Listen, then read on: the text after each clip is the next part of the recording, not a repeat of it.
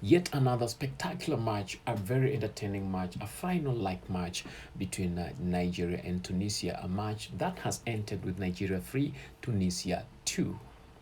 The Super Eagles dominated much of the game, racing to a 3-0 lead before the late Tunisian comeback made for the Athens finish.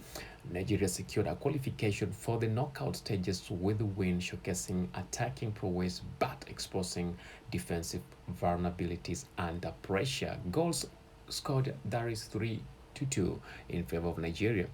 Those who scored the goals from Nigeria's Victor Osimhen, Wilfred Ndidi, and Ademola Lookman made it possible for Team Nigeria. And for Team Tunisia, it was Montasa Talbi at the 74th minute and Ali Abdi at the 8th minute.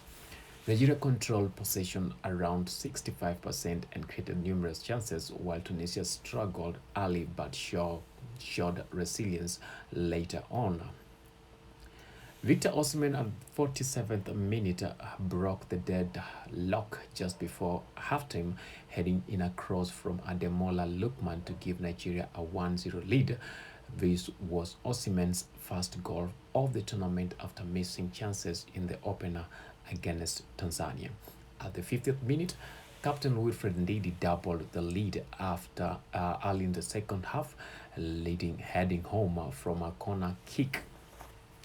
At the 67th minute, Ademola Lookman made it 3-0 with a composed finish after a team move involving Alex Iwobi and Osimhen seemingly put the game beyond doubt. And at the 74th minute, Montaza Talbi pulled one back for Tunisia with a glancing header from a Hannibal Mejibri free kick.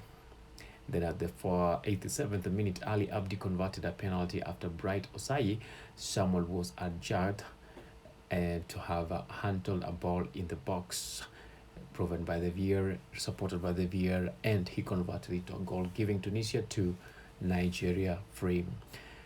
Tunisia nearly equalized in a stoppage time with several dangerous attacks, including a cross that evaded an open goal and goalkeeper Stanley Nwabali making key saves errors recovery.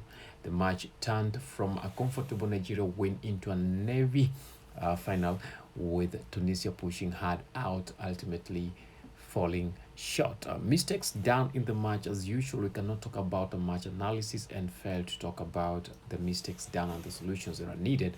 And we're going to begin with Nigeria's mistakes. Complacency. After the 3-0 lead, the team eased off, allowing Tunisia more possession and set piece opportunities in the final 20 minutes. Solution onto this, you remember? I talk about this: maintain intensity and focus on game management, introduce defensive substitution earlier.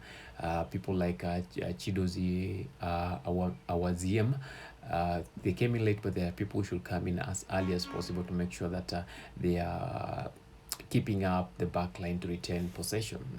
Defensive lapses on set pieces, considered from a free kick, a header, and a penalty due to poor position and handball. Solution to that should be Nigeria should improve aerial duels and zonal marking on dead balls, better awareness in the box to avoid unnecessary handballs like that one of Osai.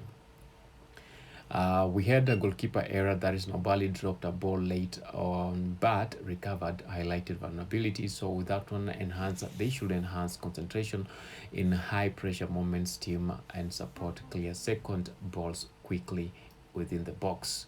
We talk about there's chances that they missed, and Osman's header over the bar could have made the scoreline more comfortable for them. So such a chances should be converted into goals immediately, and that is to secure the end time. For when the match gets to the end, you've secured your win, because you'll be sure that even the opponents cannot score all those goals that you guys have scored and equalize. So Tunisia mistakes. There's during the first time there was a very poor performance, and on this they should use the minimal shot and possessions. and sit too deep and failing to threaten the opponents. On that, they should work on that. More proactive pressing and midfield creativity is really needed on the Tunisian side, if at all they have to continue the tournament, and if at all they have to remain as the competent in this tournament, and if at all they have to win this tournament, they have to make sure that they're working on that. Then defense fragility on cross corners. All the goals that were conceded were from the headers or close range finishes. So they must tighten marking on key threats like Osimhen and Didi, better organization on set pieces, and any other player who looks so threatening like Osimhen and Didi. And then on the last, this thing, they had a lack of early urgency. We saw this, and it allowed Nigeria to build confidence in the game from the beginning to the end. Though Tunisia came in for the last 20 minutes and they tried to pull things back, but it was too late for them to bring the goals into what we call an equal plater or an equalizer of the goals, and maybe end the match into a draw. So they need to do substitutions earlier to inject more energy. People like Sebastian Tonekti uh, added spark, but it was too late. So they should make sure that such a people are coming into the match as early as possible and risk in more attack from the start against the dominant side. So they should go for those attacks.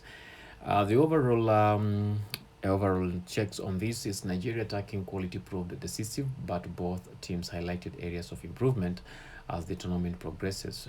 The results avengers Tunisia's 1-0 win over Nigeria in the Afcon 2021 round of 16 when Tunisia beat Nigeria 1-0. So Nigeria have really covered that, and that is where Osimhen was.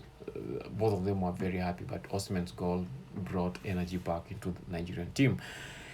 You can engage us in the comment section as usual and tell us what do you think Nigeria would have done better, and what do you think they should do better going to the next matches in the next stage, the knockout stages.